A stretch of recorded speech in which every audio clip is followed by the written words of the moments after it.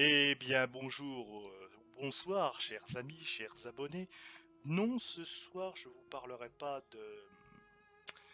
d'un film ou d'un livre, mais bien que le thème est alimenté le cinéma, puisque je vais vous parler de ces fameuses malédictions des pharaons, et en particulier celle de Toutankhamon, l'enfant roi, qui est assez étrange.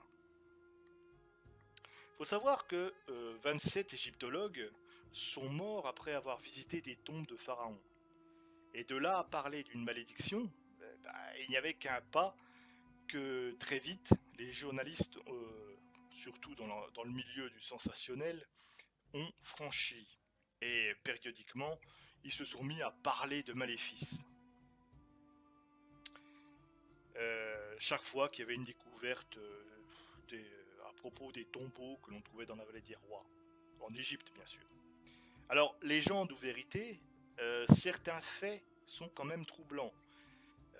Comme par exemple la mort de Lord Carnarvon, survenue en 1922, peu de temps après la découverte de la sépulture de Toutankhamon. Lord Carnarvon, qui était accompagné de l'égyptologue Howard Carter, fut le premier à entrer dans la tombe du pharaon le 26 novembre. Piqué par un moustique dans la vallée des rois, il mourut le 25 avril, au Caire, du moins comme l'avait prédit un paysan, un fellah, et il avait dit, ce paysan, il avait dit, ces hommes vont découvrir de l'or, mais aussi la mort. Et très curieusement, cette mort fut accompagnée d'événements mystérieux. Ainsi, au moment précis où Lord Carnarvon rendit le dernier soupir, toutes les lumières du Caire se sont éteintes sans que l'on ait pu expliquer ce phénomène, et au même moment, son chien, qui lui était resté en Angleterre, dans son manoir, est tombé foudroyé, mort. Curieux quand même. Mais plus curieux est encore ce qui est arrivé à Howard Carter. Howard Carter avait acheté un canari en octobre. Les fellahs l'avaient surnommé l'oiseau d'or et avait prédit que son propriétaire trouverait dans l'année un tombeau plein d'or. Un mois après, comme par hasard, il découvrait la tombe de Toutankhamon. Et quelques jours plus tard, le canari se faisait manger par un cobra.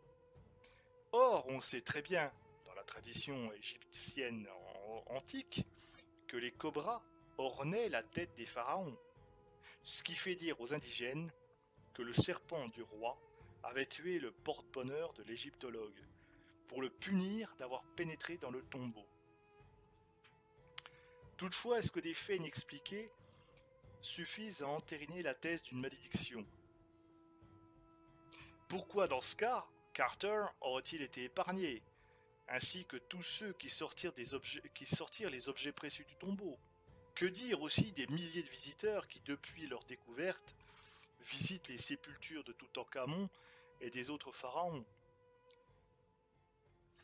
Chacun pense ce qu'il a envie de penser, toujours est-il que cette malédiction des pharaons a alimenté nombre de fantasmes qui nous ont donné beaucoup de films, beaucoup de livres, de romans, et ça continuera à nous faire rêver pendant encore des siècles.